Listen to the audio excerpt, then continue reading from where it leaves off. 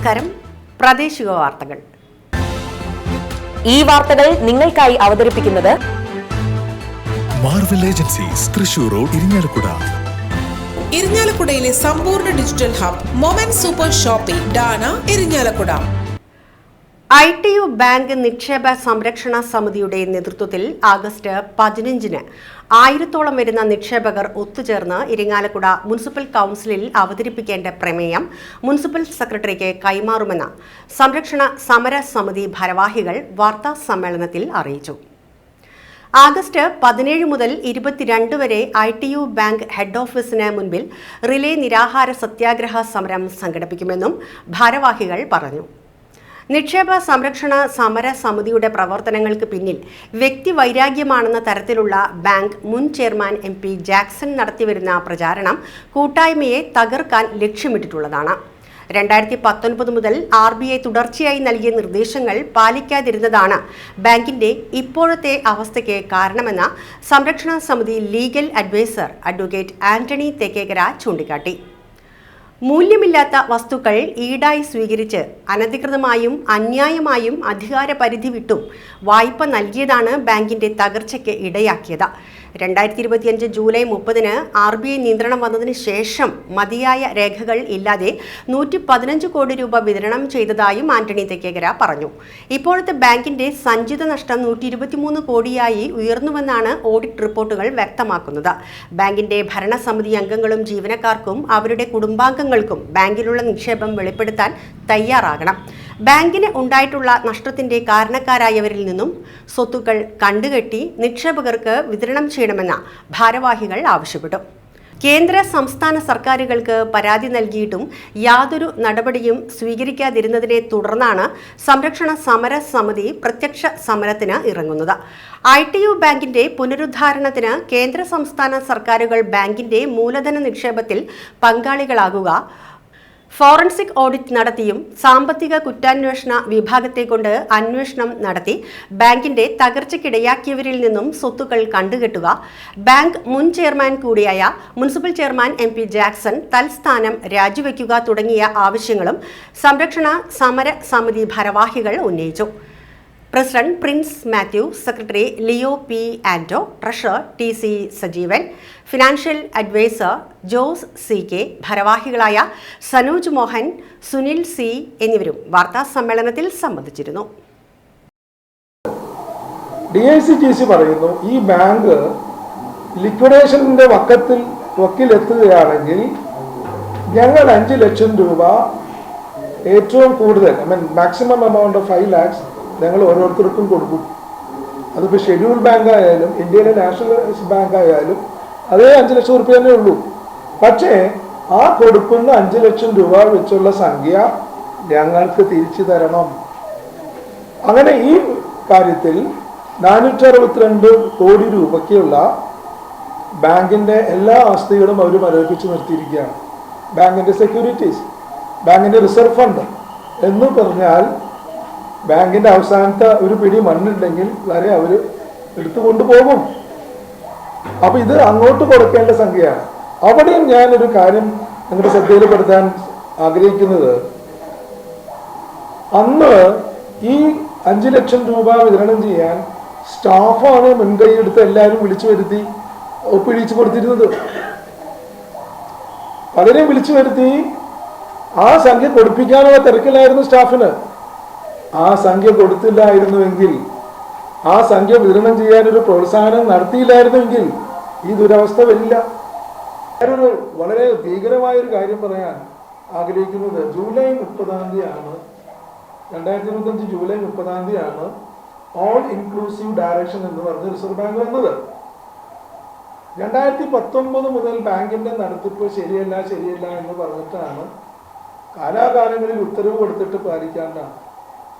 ഞാനിത് പറയാൻ കാരണം, ഇദ്ദേഹം പറഞ്ഞു, ഞാൻ അവിടുന്ന് ഇറങ്ങുന്ന സമയം വരെ എല്ലാവർക്കും കാശ് കിട്ടിയിട്ടുണ്ടല്ലോ, ഒരു പ്രശ്നം ഉണ്ടായിരുന്നില്ലല്ലോ. ഒരു റെയ്ഡ് നടത്താൻ പോകുമ്പോൾ അല്ലെങ്കിൽ ഒരു കള്ളനെ പോലീസ് പിടിക്കാൻ പോകുമ്പോൾ, എടാ കള്ള ഞാൻ വരുന്നുണ്ട്, നീ എവിടെ നിൽക്കണമെന്ന് പറഞ്ഞിട്ട് ആരെങ്കിലും വന്നതായിട്ട് കേട്ടിട്ടുണ്ടോ?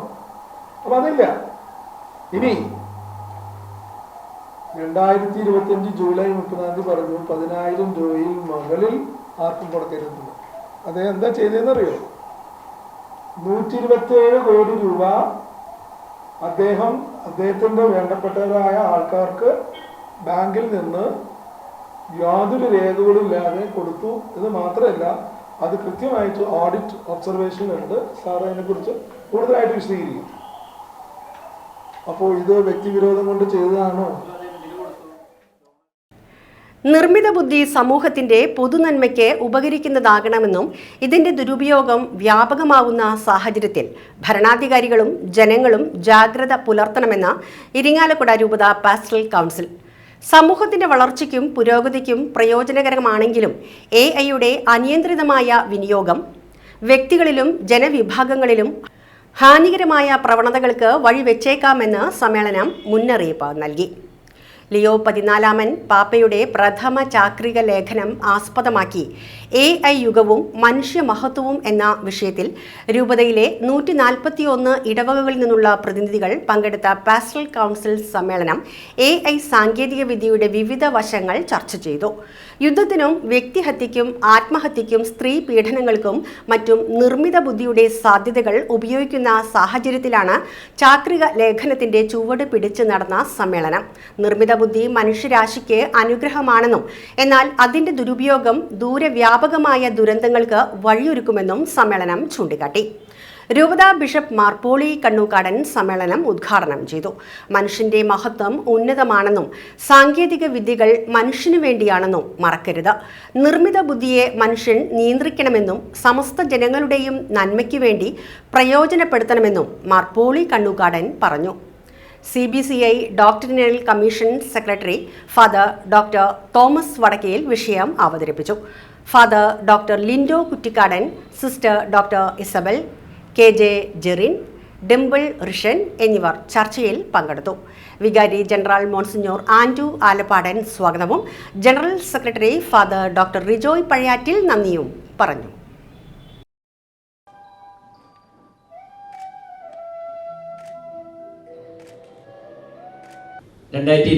സെപ്റ്റംബർ 10 വരെ നാം കാരുണ്യ വർഷമായിട്ട് പ്രഖ്യാപിക്കുക. കൊരിന്ത്യക്കാർക്ക് എഴുതിയ ലേഖനത്തിൽ പൗലോസ് അപ്പോസ്തലൻ 2 ലേഖനത്തിൽ 9 അധ്യായത്തിൽ അല്പം വിതയ്ക്കുന്നവൻ അല്പം കൊയ്യുന്നു, കൂടുതൽ വിതയ്ക്കുന്നവൻ കൂടുതൽ കൊയ്യുന്നു. മക്കദോനിയക്കാര് ദാരിദ്ര്യത്തിലായിരുന്നു, പക്ഷെ അവര് ഔദാര്യപൂർവ്വം സംഭാവന ചെയ്തു. എന്തിനു വേണ്ടി? യൂദായിലെ പാവപ്പെട്ട ദരിദ്രർക്ക് വേണ്ടി സഹായിക്കാൻ.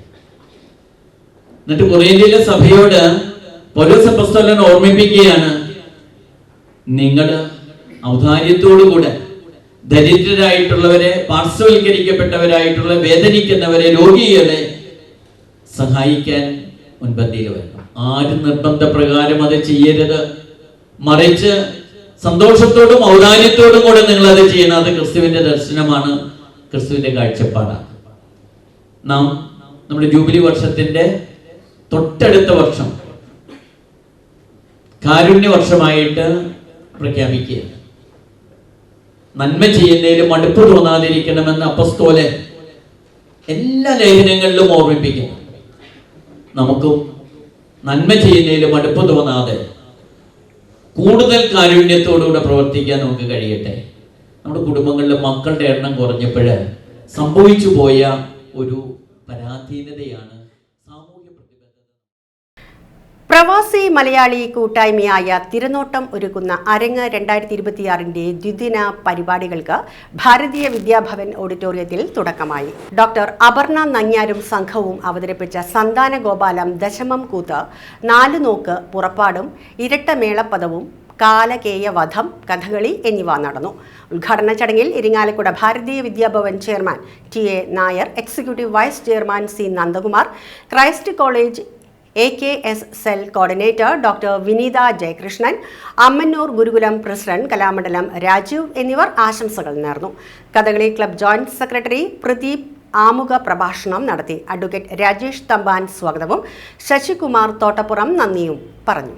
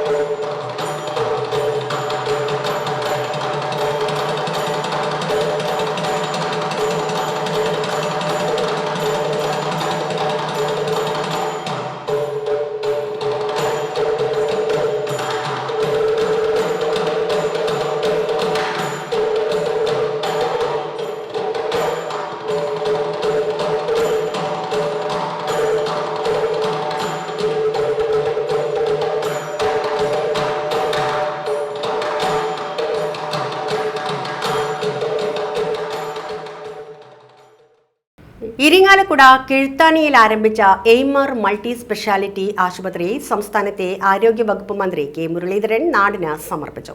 പത്മശ്രീ കുട്ടൻ മാരാർ, ഡിവൈഎസ്പി ആർ ബിജോയ്, സോണിയഗിരി, ജില്ലാ പഞ്ചായത്ത് അംഗം ജോസ് ജെ ചിറ്റിലപ്പള്ളി, ഗ്രാമപഞ്ചായത്ത് president Sivankutty, Vaiga K Sajeev, V A Manoj Kumar, Azharuddin K S, Archa Aneesh, Koodalmanikyam Devaswom chairman advocate C K Gopi, Jayaraj Warrier എന്നിവർ പങ്കെടുത്തു.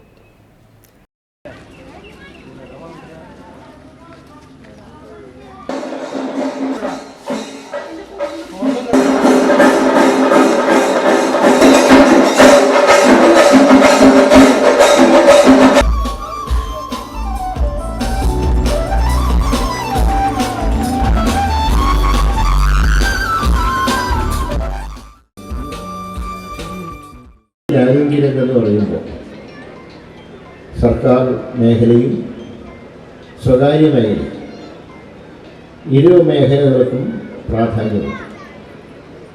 വിശേഷിച്ച് ഞാൻ ഇത്തവണ ഈ പകർച്ചവ്യാധികളൊക്കെ നിയന്ത്രിക്കാനുള്ള ഒരു ഹൈ പവർ കമ്മിറ്റി രൂപീകരിച്ചത് സർക്കാർ ഡോക്ടർമാരോടൊപ്പം തന്നെ സ്വകാര്യ മേഖലയിൽ പ്രവർത്തിക്കുന്ന ഡോക്ടർമാരെയും ഉൾപ്പെടുത്തിക്കൊണ്ടാണ്. ഇന്ത്യൻ മെഡിക്കൽ അസോസിയേഷനൊക്കെ സഹായ സഹകരണത്തോടുകൂടെ ആ കമ്മിറ്റിയുടെ പ്രവർത്തനം ആരംഭിച്ചു. ഏതാണ്ട് പകർച്ചപ്പനികളൊക്കെ വന്നപ്പോൾ അതിനെ ഏതാണ്ട് ശക്തമായി തന്നെ നിയന്ത്രിക്കാൻ കഴിഞ്ഞത് ഈ എക്സ്പെർട്ട് കമ്മിറ്റിയുടെ അഭിപ്രായം കൊണ്ടാണ്. അവർ നൽകിയ നിർദ്ദേശങ്ങളാണ്. ആ കമ്മിറ്റിക്ക് ഞങ്ങൾ 2 നിർദ്ദേശങ്ങളാണ് കൊടുത്തത്. ഒന്ന്, ഇമ്മീഡിയറ്റായി ചെയ്യേണ്ട കാര്യങ്ങൾ. 2, ഇൻ ഫ്യൂച്ചർ എന്തൊക്കെ കാര്യങ്ങൾ ചെയ്യും. ഏതായാലും ഒരു കൂട്ടായ പ്രവർത്തനം ഉണ്ടായിരുന്നു. ആരോഗ്യ മേഖലയിൽ ഡോക്ടർമാർ മുതൽ ക്ലീനിങ് സ്റ്റാഫ് വരെയുള്ളവർ സർക്കാർ ആശുപത്രികളിൽ മികച്ച സേവനം നടത്തുകയും അതിൻ്റെ ഫലമായി ഒരു പരിധിവരെ പകർച്ചപ്പനികളെ നിയന്ത്രിക്കാനും കഴിയും. ഇപ്പം തന്നെ കേരളത്തിൽ ഒരുപാട് കാലമായിട്ട് കേരളത്തിനെ വേട്ടയാടിയ നിപ എന്ന രോഗം വന്നപ്പോൾ അത് ഒരാളിൽ മാത്രം ഒതുക്കാൻ കഴിയും. ആ ഷെയർ ഏറ്റെടുത്തി അവരിപ്പം ചെയ്യുന്നൊരു കാര്യം സർക്കാരുമായിട്ട് ഏറ്റുമുട്ടാൻ വരിക. മറ്റൊന്നുമല്ല, ഒരു ദിവസം ഒരു ആശുപത്രിയിൽ വന്ന് അവിടെ ഇവരുടെ ഈ വിദേശ കമ്പനിയുടെ ആൾക്കാർ, ആരാന്ന് നിങ്ങൾക്കറിയാം, ഞാൻ പേര് പറയുന്നില്ല, അതൊക്കെ നാട്ടിലെല്ലാം പാട്ടാണ് ആ വിദേശ കമ്പനിയുടെ പേര്. അവരൊന്ന് ചോദിക്കുകയാണ് ഒരു ദിവസം, നിങ്ങൾക്ക് എത്ര ഓപ്പറേഷൻ നടക്കുന്നുണ്ട് ഇവിടെ? എന്തുകൊണ്ടാണ് കുറഞ്ഞു പോയത് ഓപ്പറേഷൻ? ഒരു കാര്യം മനസ്സിലാക്കേണ്ടത്, പലപ്പോഴും സർക്കാർ മേഖലയിൽ ശമ്പളക്കുറവെന്ന് പറഞ്ഞിട്ട് ചില ഡോക്ടർമാരൊക്കെ സ്വകാര്യ ആശുപത്രിയിലേക്ക് പോകുന്നുണ്ട്. ഇനി അങ്ങനെയുള്ളവർ ശ്രദ്ധിക്കേണ്ട ഒരു കാര്യം, ഈ വിദേശ കമ്പനിയുടെ നിയന്ത്രണത്തിലുള്ള ആശുപത്രികളിൽ പോയാൽ അതിലേറെ കഠിനമായിട്ടുള്ള ജോലിയും ചെയ്യേണ്ടി വരും. അത്ര ഉദ്ദേശിക്കുന്ന ശമ്പളം ഇനി കിട്ടാൻ പറ്റും. ഇന്നലെ കിട്ടിയത് നോക്കണ്ട. അതായത് സർക്കാർ ആശുപത്രി, ഒരു തൃശ്ശൂർ മെഡിക്കൽ കോളേജിൽ പോയിട്ട് ഒരു ഡോക്ടറോട് നിങ്ങൾ ഒരു ദിവസം ഇത്ര സർജറി നടത്തണമെന്ന് ഒരു മന്ത്രിക്ക് പറയാൻ കഴിയില്ല. പക്ഷേ ഈ പറഞ്ഞ വിദേശ കമ്പനിയുടെ ഏജന്റുമാർ ഇന്ന് അവർക്ക് പങ്കാളിത്തമുള്ള, അവർക്ക് 60% പങ്കാളിത്തമുള്ള ആശുപത്രിയിലെ മാനേജ്മെൻറ്റിനോട് ഒരു ദിവസം ഇത്ര സർജറി നടത്തിയിരിക്കണം എന്ന് നിർബന്ധം പറയുന്ന അവസ്ഥയിലേക്ക്. അങ്ങനെയുള്ളവരാണ് സർക്കാർ ആശുപത്രിയിലെ ചില ന്യൂനതകൾ.